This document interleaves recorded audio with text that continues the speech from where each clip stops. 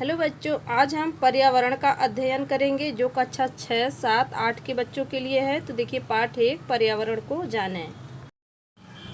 पर्यावरण पर्यावरण शब्द परि तथा आवरण दो शब्दों से मिलकर बना है।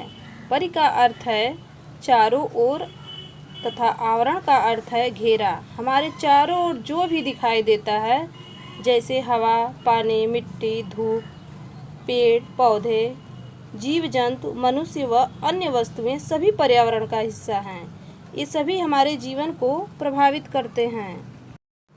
देखिए बच्चों, आगे हम पढ़ेंगे पर्यावरण की आवश्यकता एवं महत्व। तो पर्यावरण से ही पृथ्वी का समस्त जीवधारियों का अस्तित्व है। सांस लेने के लिए ऑक्सीजन हमें पर्यावरण की हवा से मिलती है, यानी ऑक्सीजन हमें पर्यावरण से ही मिलती है। इसी प्रकार जल भी समस्त जीवधारियों के लिए आवश्यक है। यहाँ तक कि हमारी मूलभूत आवश्यकताओं अर्थात भोजन, कपड़ा और मकान की पूर्ति भी हमारा पर्यावरण ही करता है। अन्य जीवों को भी भोजन और आवास पर्यावरण से ही मिलता है। पर्यावरण को हम दो भागों में बांट सकते हैं। पहला है प्राकृतिक पर्यावरण, दूसरा है मानवीय पर्यावरण। तो देखिए, प्राकृतिक पर्यावरण के अंतर्गत पर्यावरण का वह हिस्सा आता है जो प्रकृति हमें प्रदान करती है, जैसे जल, हवा, मिट्टी, पेड़ पौधे, जीव जंतु, सूर्य, नदी, पहाड़ आदि। इनको हम स्वयं नहीं बना सकते हैं। प्राकृतिक पर्यावरण को हम पुनः दो भागों में बांट सकते हैं। पहला जैविक पर्यावरण, दूसरा अजैविक पर्यावरण। तो देखिए, पहला नंबर जैविक पर्यावरण, सभी प्रकार के जीव जंतु, मनुष्य और पेड़ पौधे आते हैं। दूसरा है अजैविक पर्यावरण के अंतर्गत यह स्थल, जल और वायु से मिलकर बना है। इसके 3 रूप हैं। देखिए, इसके पहले मैं बताई जैविक पर्यावरण, अजैविक पर्यावरण। तो अजैविक पर्यावरण के 3 रूप हैं। तो इसमें पहला है स्थल मंडल।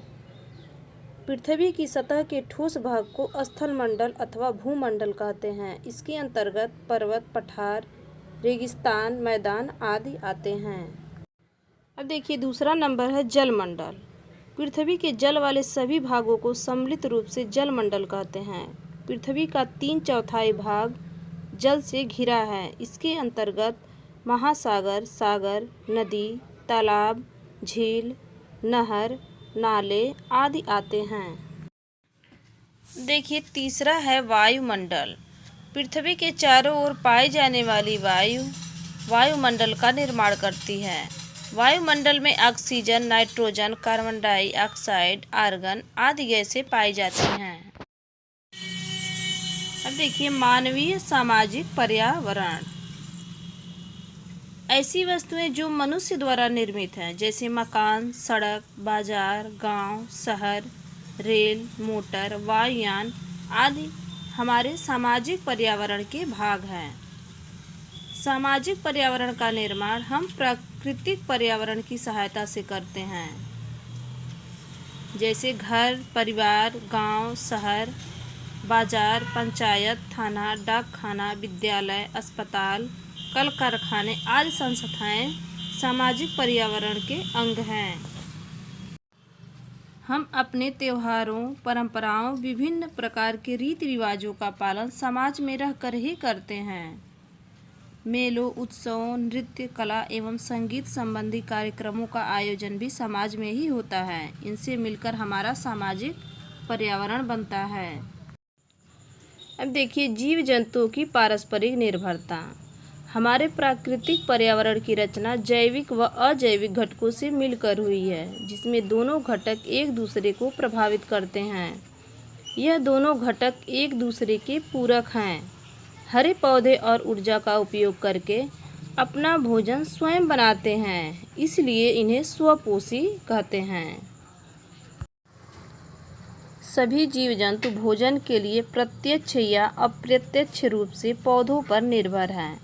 पौधों से अपना भोजन प्राप्त करने वाले जीव शाकाहारी कहलाते हैं। उदाहरण के लिए हिरन, खरगोश, गाय, टिड्डा आदि। इसी प्रकार के कुछ ऐसे जंतु होते हैं जो शाकाहारी जंतुओं को अपने आहार के रूप में लेते हैं। उन्हें मांसाहारी जंतु कहते हैं, जैसे शेर, बाघ, भेड़िया आदि। मांसाहारी जंतु विभिन्न प्रकार के जीवों जैसे मेढक, मछली, हिरन, सांप आदि को आहार के रूप में ग्रहण करते हैं। अंत में सभी जंतुओं का अवशेष फिर से मिट्टी में मिल जाता है। इस प्रकार प्राकृतिक पर्यावरण का यह चक्र निरंतर चलता रहता है।